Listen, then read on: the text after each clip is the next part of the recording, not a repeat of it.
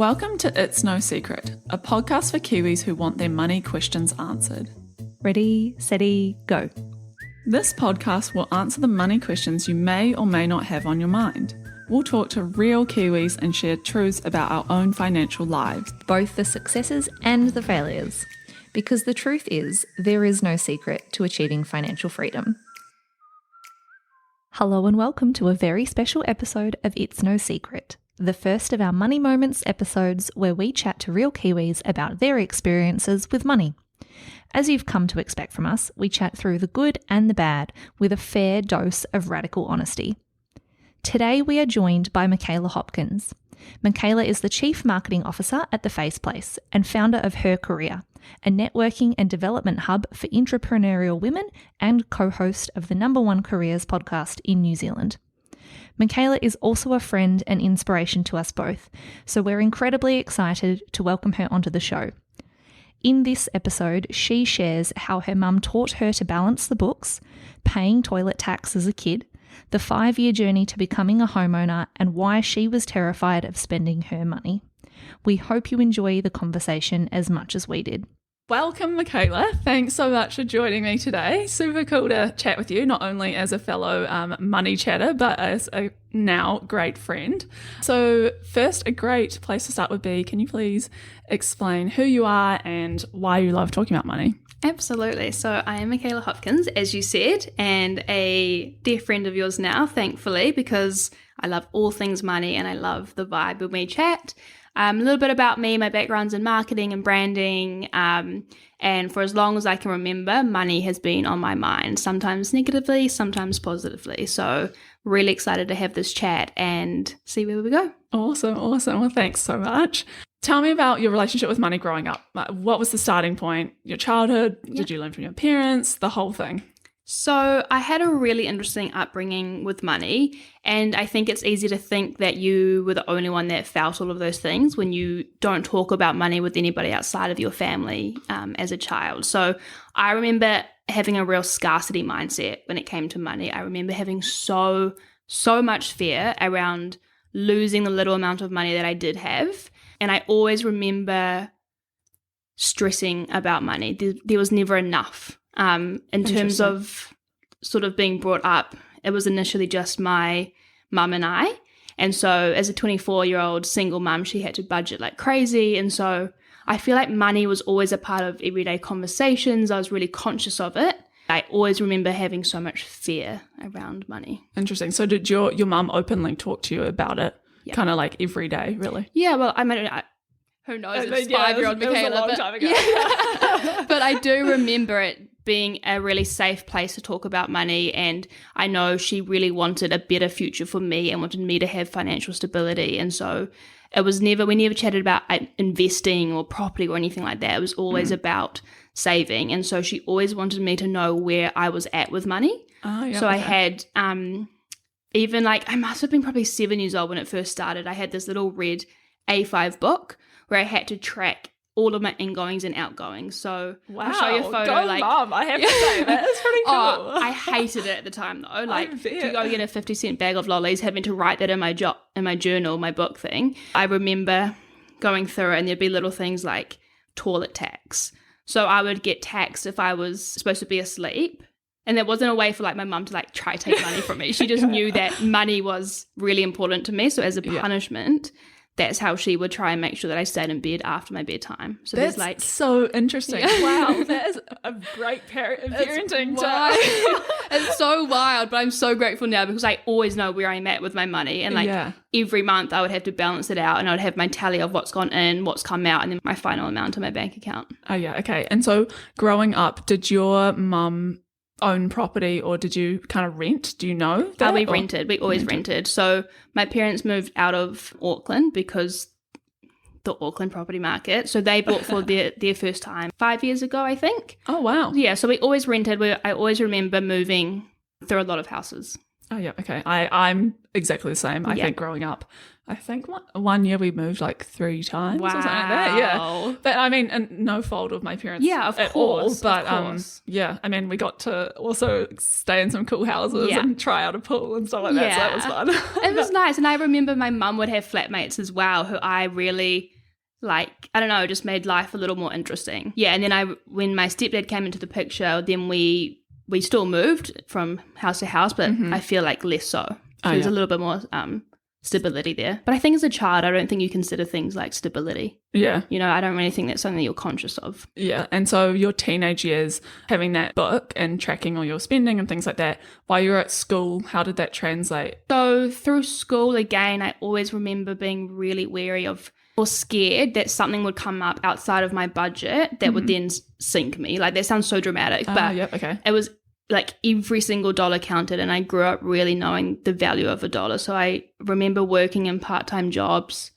earlier than you were supposed to. I was able to like get through the lines with the paper round and like the cleaning and all of that sort of stuff. And any opportunity there was to make more money, so through school holidays, like my hand was up. Yeah. And I remember like one job was just shredding paper in front of a shredder for like 5-6 hours in a day. And I hated it, but I was like, I'm getting money, so it's all good. Oh, wow. Yeah. But I feel like that must translate so much into your work ethic today, to be such a hustler. I am. Like, every single dollar I spend on the company credit card, I'm so conscious. Like, remember we had that marketing meeting? Yeah. And work was paying for my Uber, but I was like, I don't want to, there's a surcharge. And so for every little thing I do at work, I'm so conscious, and I treat the business like it's my own and my own money. So yeah, I am really careful around it. And I think then growing up a little further, one of my earliest memories of like having a good amount of money is probably having worked that 5 years from like 10 to 15 and buying my first car. And I still remember I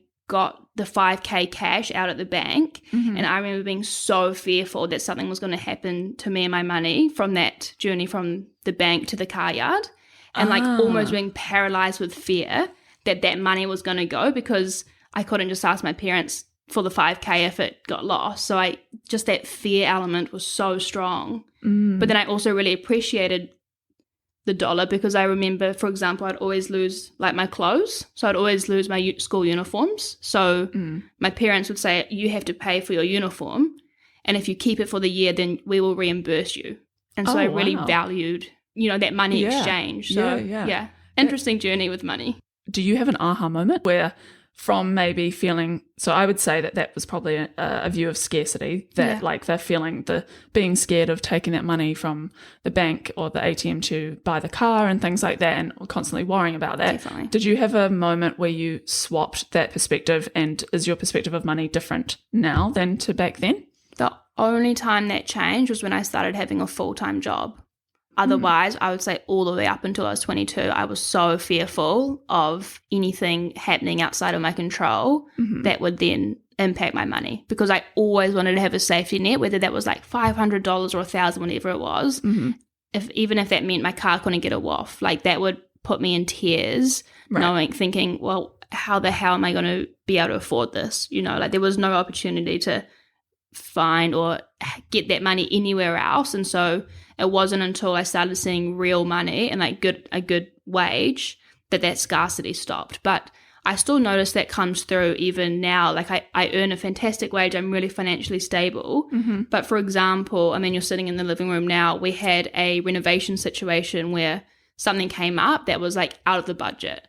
And my first instinct was like, holy shit. Like I freaked out thinking this is going to put me under. And then I just had to sit for a second and like, Mick, you're going to be fine. You can pay this next week. It's all okay. But that still took me back to my childhood of that strong fear of not knowing what next week would look like, because it was like week by week sort of thing. Yeah, interesting. And on that note, you bought the property with your partner. Yeah. Yep. And so you split all the expenses, I assume, is that? Yeah. Everything's 50-50. Oh, yeah. Okay. And so interesting that you still had that kind of flight reaction. Right. That you have a partner to share that with. Yeah. What is his perspective on money, do you know? He's been through such an amazing money journey. He before we met, he was very much, the money would come in from his weekly job and it would go out the next day. So he would buy nice TVs.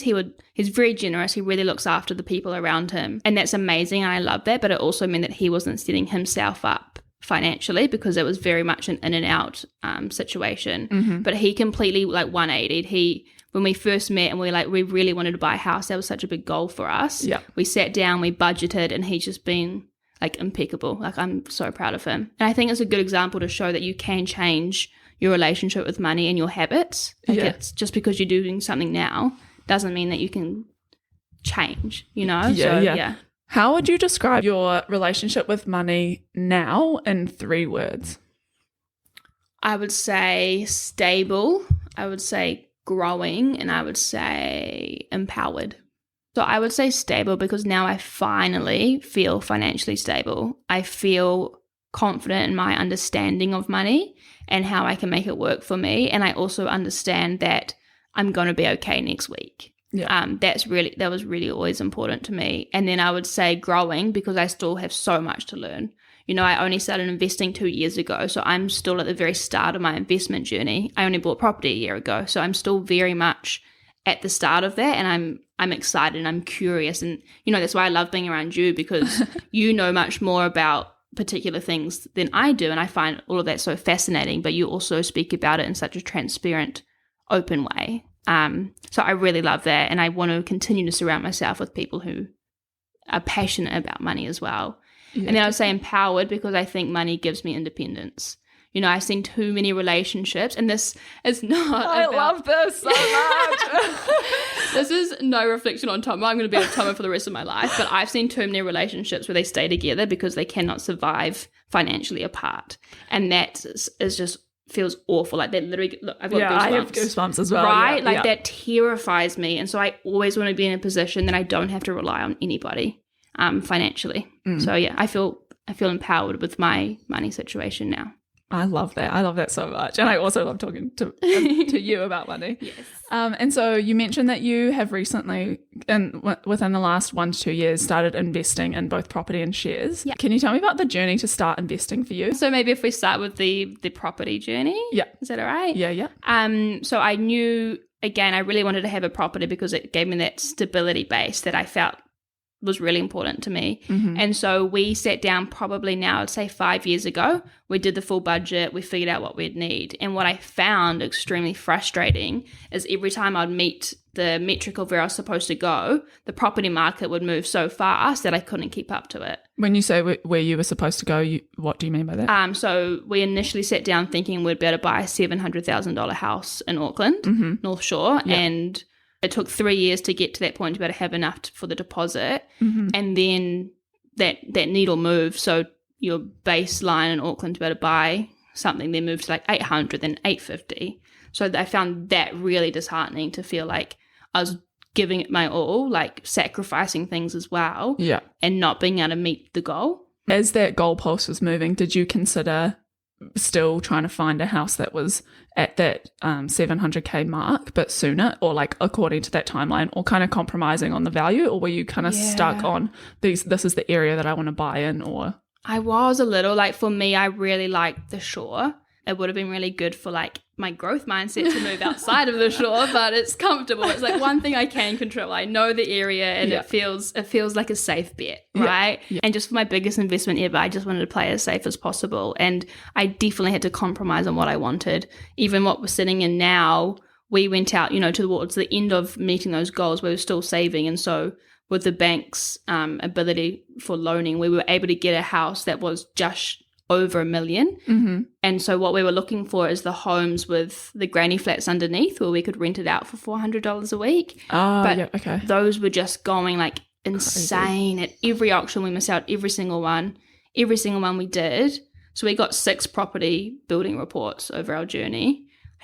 Was that expensive? Bali. Yes. Yeah. $800 a freaking pop. Is it? Yes, oh wow. It's heartbreaking to then miss out anyway. Yeah. 6 of them. Oh, I try not to think about it. Sorry to take you back. I had a really bad money habit actually. Every time we'd lose that auction or we'd see the really bad property report with moisture levels, is we'd go out and just emotionally eat. We'd go to a really nice restaurant, but like, we're never going to get to our freaking goal and just eat and drink cocktails. It was really unhealthy. So. Well, at least, you know, you can just round those $800 what's up to $1,000 and then... There you go, exactly. We're already spending ridiculous. Why not keep going? Yeah. So I'm good with my money, but I still have my moments where I... relapse. Yeah, relapse. Definitely. Yeah. Definitely. And so with investing in the share markets, can you tell me a bit more about your journey with shares? Yeah, absolutely. So I initially didn't start, because I thought it was very much a Wall Street thing, a white man suit situation, and I thought you needed like $200,000 to even start. And then these platforms started coming out through New Zealand, which I just think made it so much more accessible and achievable. And they were giving this information out in ways, in such like beautiful layman terms, where I didn't feel stupid being on a webinar or listening, to a podcast or reading a blog or whatever. And so for me, I just started investing locally. So in companies, particularly those that I used, it feels good to be able to invest in a company that I would then put more money into it when I'm using their service. So I invested in Air New Zealand, obviously not great right now, but I believe in the brand. I believe in the management team. Yeah. And so I was putting my money between that and ETFs dependent. The ETFs weren't places that I shopped at, but the individual companies were, I was a user of their product or their service. And then I'm still very much in the beginning of my investment journey, but I've started investing in overseas shares. And again, I'm very cautious I think it's so easy to get caught up in the hype of doing individual companies like your Tesla and your NIO and all of that. So I try and play it safe and just do S&P 500, that sort of thing. Just keep it super broad at the moment, but definitely looking at ways that I can broaden my knowledge there and deep dive. Cool. Yeah, awesome. Yeah. I think I'm very similar to you. Yeah. And I started investing in shares, I think about 2 years ago now. Okay. But I started the other way around. So I started investing in individual companies. Okay. Back what you know. Yeah. And I guess you said Air New Zealand actually. Yeah. And then now I've moved into investing with Kernel. So index funds. But it's great, like you said, that there is a way for people to get started now, and it's so accessible. Yes. And I think the important thing is to just get started. And then you just go from there, you learn more a little bit at a time. Absolutely. Going back to the property, so in order to buy the house, if you're comfortable, how much did you pay for your property? So I won't say the exact number, but I'm happy to give a band. Cool, so the property we're in now costs between 900 and $1 million. Oh, yeah. Okay, cool. Yeah, which is wild, isn't it, when you look around and it's a very basic house. Yeah. So I think the house is insured for $300K, which just shows how much value's in the land. Yeah, that's really fascinating, actually. It's disgusting. I can't believe it. Yeah. I can't believe I spent that much money, but... On a piece of land. Long term thinking. Yeah, so what's your perspective on this house? Is it an investment property as such, or is it your forever home? Definitely not my forever home or my dream home. I would love to be able to have it as an investment property. It was a rental for 33 years prior to us moving into it. Oh, wow. And they maintained it really well. But as you start renovating and doing little things to it, you become a little more attached to it. But it's not my dream home. So I would like to be able to sell this or keep it as a rental probably in a couple of years, 5 years. I don't know. Cool. The world's all over the place. So we'll play it by ear. But I think I would like to probably buy an investment property outside of Auckland. Around that $500K mark would be my next step, I'd say. Oh, yeah, okay. Before doing anything with this. Oh, cool. Yeah. And you're renovating, obviously. So how are you finding that? you're a fan or? No. I like the finished product, but it's stressful. I find it stressful, and my knowledge gap between being able to do it is what I struggle with. I don't like not knowing things. And I'm at the very basic level when it comes to your trades. Massively. So I've learned a lot, but I'm also impatient. I wanted this done yesterday. Yeah. So the journey is good. I'll take that back. I won't say it's awful. Yeah. I'm learning to become patient and enjoy the learning. I have so much respect for tradespeople. Yeah. So much respect. Love it. So jumping over to comparison, starting point, do you compare yourself to others when it comes to money? So in terms of money, I really do now. It's a lot less than what I used to, but that used to be a daily thing in my head. One of my earliest memories. And I want this to be said with a lens that reminded that I was 12 years old, and it's not a malicious thing. I didn't have a full understanding of it. But when the GFC hit, I remember feeling excited because I thought I'd finally be at an even playing field with everyone. Not obviously understanding that that's going to, destroy people's livelihoods. That wasn't in my thought process, but I was so excited that it was finally going to be fair. But life's not fair, There's always going to be somebody worse off or better off than you, and that's just a matter of getting over it. But yeah, I compared a lot growing up. And do you compare now, would you say, as well? Now I would say it's a lot less, it's not as often in front of mind. What I'd probably say more so than money is I compare for career progression. So if I see somebody else who's doing, incredibly well, who's moved up so quickly, I'm like, well, what am I doing wrong? And I don't think it needs to be a conversation of what I'm lacking, but instead that should be used as like inspiration or benchmarking as opposed to again, that scarcity mindset. Interesting. And I think that's really important because career is naturally associated to our money because we have a salary, or if we own a business or whatever. Definitely. That is. Do you talk to other people about your salary, or are you pretty open about that? Yeah, absolutely. But I read the room. So I'm not going to go into a room and be like, hey, everybody, I earn X, Y, Z. Like, I just don't think it's appropriate. But if somebody comes to me and they want to know about what I earn because they are looking to get into a similar position, then I will be completely transparent. I talk openly about salary with my parents. Like, I know what they earn, and I think I know a lot of what my friends earn because we keep this open conversation so that we can help each other ask for more if it's not actually on par with what they should be earning. Yeah. And when you say what they should be earning, do you mean according to what, like, society is earning, or do you have a benchmark that you go to outside of your friends as well? Yeah, I mean, I feel like, again, it's pretty siloed to marketing. That's my experience. So if somebody was to come and ask me what they should be getting paid if they're in a government job, I would have no clue. Yeah. So I only offer advice and my understanding based on my experience, and I try and stay across market data as well to figure out what people should be getting paid. And so you're a manager in your day-to-day. Yeah. You manage one person? Two. And do you believe that talking about our salaries openly in the workplace is something that we should get behind, or, what are your thoughts on that? That's a tricky one. So I don't believe exact numbers should be shared within the company. I think that can create resentment. And again, like within the organization I work for, there's so many jobs that are not like for like. So just because somebody earns one number and somebody earns less, it's like comparing apples with pears. So in that instance, I would say no, but I think what's really healthy is being aware of the salary band that you can work up to.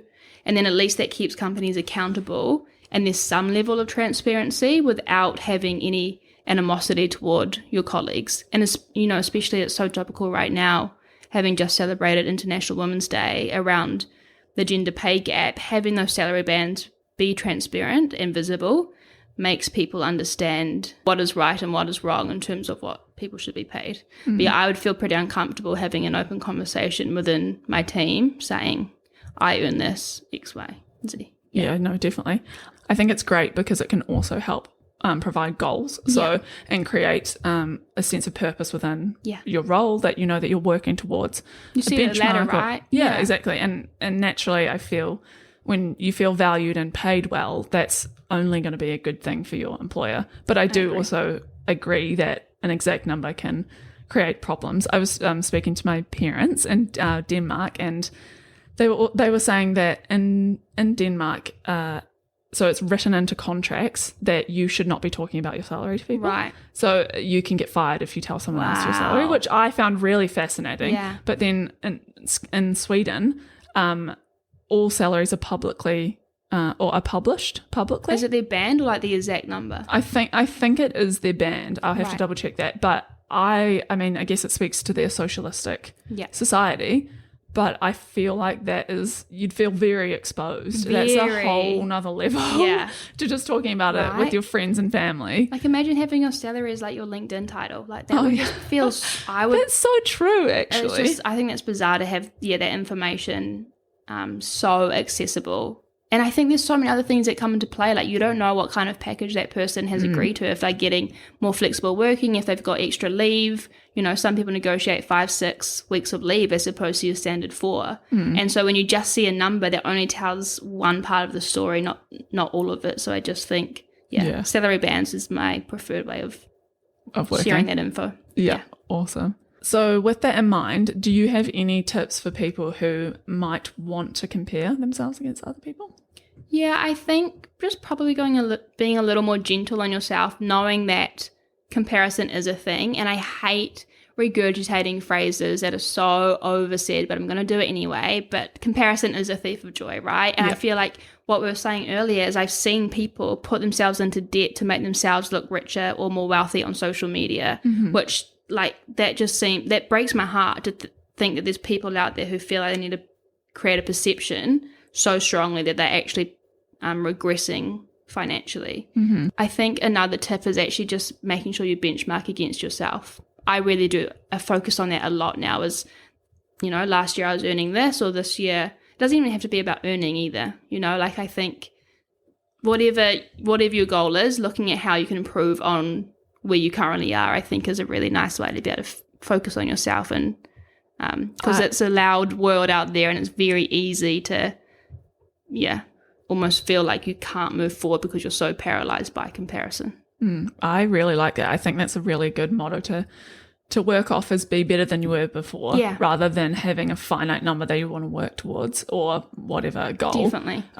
Any last comments? My last comment would be, I think it's healthy, and I think it's absolutely acceptable to love money. I think talking about money is fantastic, particularly for the female listeners. Shout out to all the men as well, but I just think having money goals is great. Yeah. And I don't think anybody should let you think otherwise. Well, thank you so much for giving your time and for chatting about money and being so open. We really appreciate it. Yay! Go subscribe, rate, like, all the things. Cool. We hope you enjoyed the first of our Money Moments episodes. If you'd like to find out more about how you could feature on a future episode, get in touch with us on Instagram at itsnosecretnz, or contact us on LinkedIn. We look forward to hearing from you.